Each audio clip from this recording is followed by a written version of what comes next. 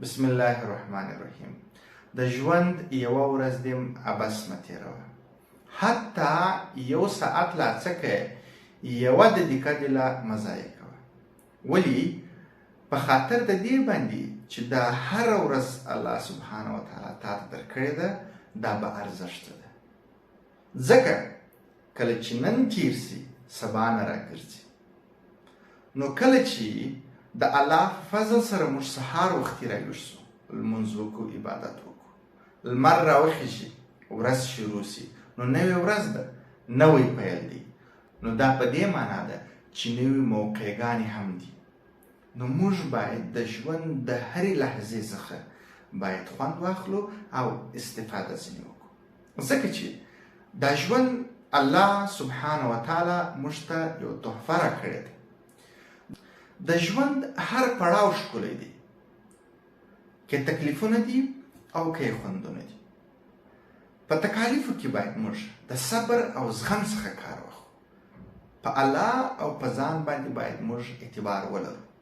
د هغه دپاره باید موږ تذکار وکړو تر څو د هغه دپاره د حل لاره پیدا کړو. په خوشحالۍ کې باید موږ شکر ادا کړو تر څو هغه نعمتونه موږ هغه وساتلی سو او موږ یې د لاسه ورنکړو. نو ژوند ډېر رنګین دی. بالخصوص ځوانان د هیواد آینده ده.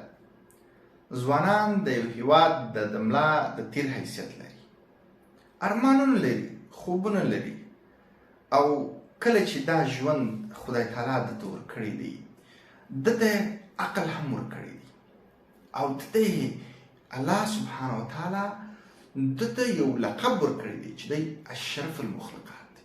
چې څه مخلوقات الله تعالی پیدا کړي دي، تر دې دی بهتره دی، دی یونیک دی، دی با ارزښته دی. ولې؟ عقل په خطر باندې چې دی پر شي باندې فکر کولی سي، دی د پوهې خاوند دی، دی کولی سي چې په خپل ژوند کې تغییر راولي. د ژوند تغییر ستا په لاس کې دی. که ته وغواړې تغییر راوستی سي، د ژوند هره لحظه مو بې ځایه مه تېروئ.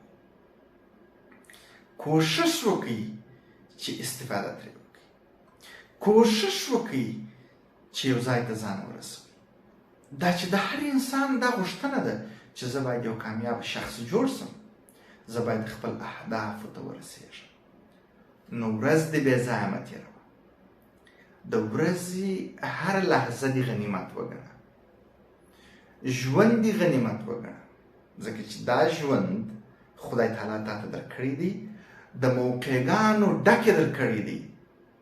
هغه دا دی چې ته زحمت وباسې، ته عقل په کار واچوې او ته استفاده ترې وکړې.